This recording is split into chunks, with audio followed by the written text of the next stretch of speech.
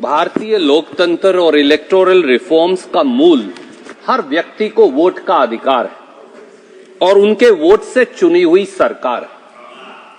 क्योंकि अंग्रेज सरकार में, चाहे वो गवर्नमेंट ऑफ इंडिया एक्ट 1919 था या 1935, इस देश के 3 से 10% लोगों को ही वोट का अधिकार था। 90% से अधिक लोग वोट से वंचित थे। पर हर व्यक्ति को वोट का अधिकार देने के पीछे भी 2 सोच रही जो इलेक्टोरल रिफॉर्म से जुड़ी। पहली सोच थी स्वतंत्रता संग्राम में भारतीय राष्ट्रीय कांग्रेस की, जो 1931 के कराची कन्वेंशन के अंदर बाकायदा लिखित तौर से एक प्रतिबद्धता के तौर पे दोहराई गई कि हर भारतीय नागरिक को वोट का अधिकार होगा, चाहे वो पढ़ा लिखा हो, चाहे वो अनपढ़ हो, उसकी कोई जाति हो, कोई क्षेत्र हो, कोई प्रांत हो, कोई धर्म हो, बगैर किसी भेदभाव के सबको अधिकार होगा। और एक दूसरी सोच भी थी। वो दूसरी सोच क्या थी सभापति महोदय? वो थी कि हर व्यक्ति को हिंदुस्तान में वोट का अधिकार नहीं होना चाहिए। यह कहा गया कि जिस देश में अशिक्षित जन समुदाय हो वहां सबको वोट का अधिकार देना सही नहीं है। यह बात कही एक गुरुजी ने। इस सदन में बैठे भी कुछ लोगों के वो गुरुजी हैं आज भी, और वो एक विशेष दल के भी गुरुजी, श्री गुरुजी समग्र खंड 9 पेज 64 मैं लेकर आया हूं। मैं ऑथेंटिकेट करूंगा हर वो बात जो मैं कहूंगा।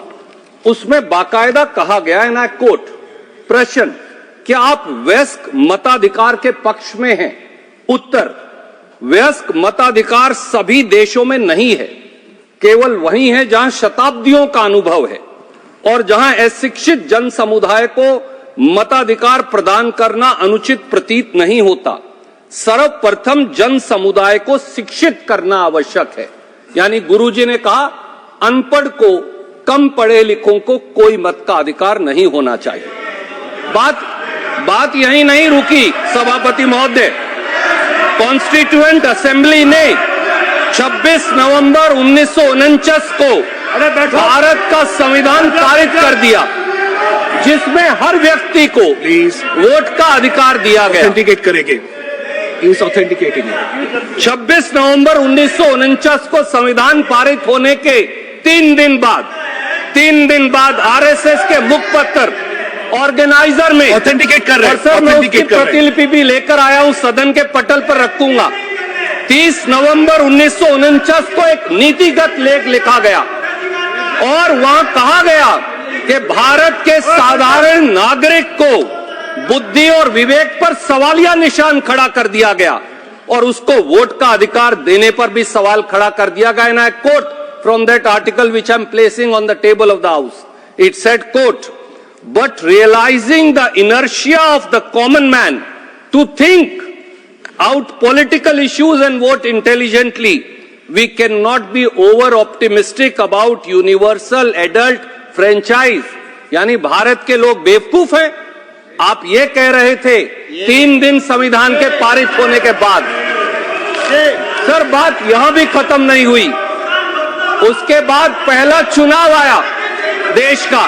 देश के पहले चुनाव के बीचों बीच 7 जनवरी 1952 को आरएसएस के मुखपत्र ऑर्गेनाइजर में फिर दावा किया गया और मैं लेकर आया हूं, यहां रखूंगा। And I quote, Pandit Jawaharlal Nehru would live to confess the failure of universal adult franchise in India. ये वो दूसरी सोच है जो हिंदुस्तानियों को वोट का अधिकार ही नहीं देना चाहती थी। और आज जब हम इलेक्टोरल रिफॉर्म्स की बात करते हैं तो द्वंद इन्हीं दोनों सोच के बीच में है, भारतीय राष्ट्रीय कांग्रेस की सोच और वो सोच जिसकी मैंने व्याख्या की।